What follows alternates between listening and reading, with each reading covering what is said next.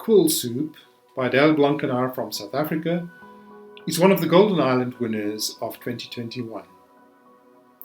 This is an African version of the European folktale, Stone Soup, in which a stranger comes to a village and tries to persuade the villagers to give him some food.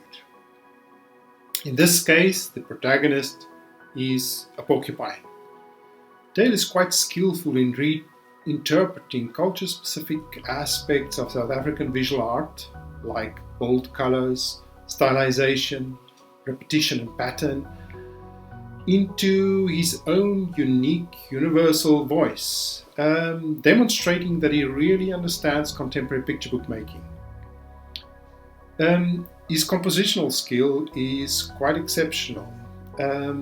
We see that in the manner that he handles visual metaphor. For example, where he isolates the main character by putting him in the lens of a telescope or just on a single branch on an opposite page of the other pages, which are filled to the brim with animals in trees and in tunnels, in nature, everywhere.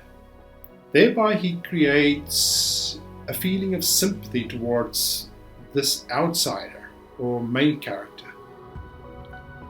In this sense, it is clearly also a nod to contemporary social political issues like overpopulation, migration, hunger and exploitation of the earth. This is an elegant and clever book.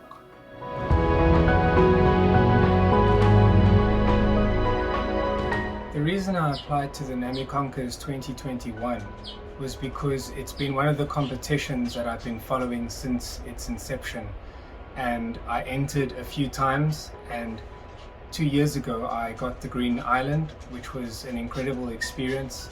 I was fortunate to go to Korea, Nami Island, and it was one of the best experiences of my creative career.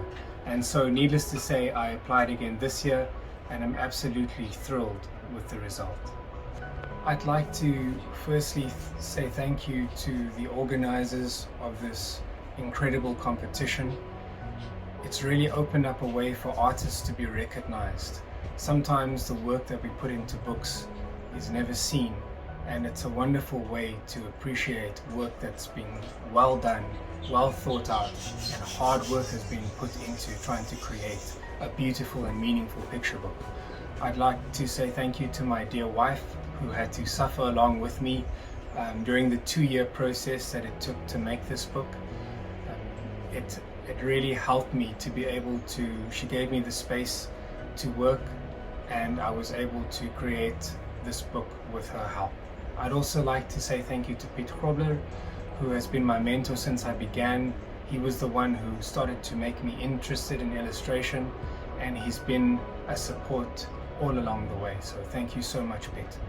And then I'd like to say thank you to both my mom and dads, because they allowed me to pursue the passion that I had when it wasn't always easy and didn't really make sense financially, but it was passionate, and so they allowed me to do it. So I'd like to say thank you to them very much.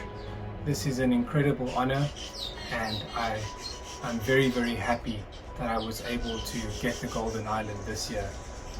To all those who were nominated and those who are on the top, Green Island, Golden Island, the Grand Prix, and also Purple Island, I've seen all of the work, and I think the work is of an incredible standard. So thank you all around. It's a great honor. A theme that comes out in Quill Soup quite strongly is that of how we as humans treat strangers. And that was something I was thinking about a lot during the time of creating the book. But there was also a moment when I met with Alan Durant, who is the author of the book, the writer should I say, and he spoke about the immigration and the refugee crisis as something being very important to him when he wrote the text. And so even though this book is about animals, I saw this white porcupine always contrasted by the very vibrant colors of the rest of the animal village that he visits. and he's always marginalized. He's always put in a frame away from, excluded from what was happening in the animal village. He's never welcomed in. And this was a very important theme for me to explore visually through illustration, is how we can make someone feel by not taking the time to understand their situation, why we treat strangers with suspicion and make up our mind about them before we really get to know them. And so I put a lot of thought into thinking about how this would work out in a visual way. But in the end, through a simple act of sharing a meal, all of them, the animals, come together. And I think I'm hopeful that if human beings had that kind of understanding about strangers, that they could find some kind of unity. I love all of the work that got into the top 50 or the top 100, as well as all the work that won awards. And I think there's something unique in all of them. But what I'd say is perhaps something that makes my work a little bit different is that I work on a conceptual basis. So it's all based on the idea. And it's never about one particular spread or a few spreads. It's always about the whole book.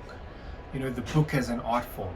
How can I use the book, the gutters, the spine, the end papers, how can I use it to communicate a story? So the concept of the book is always in my mind as I'm creating the illustrations. If it weren't for the book, then the illustrations wouldn't exist. So I feel like it's very important to take an idea, a good idea about how the book can interact with the reader. How can it make them see things a little bit differently? How can it surprise them? And that's what I'm going for. It's not so much about the work itself or the art itself or the images itself, but rather the book as an art form, as an object that can tell a story and maybe change people's perspective. So I would say that's perhaps one thing.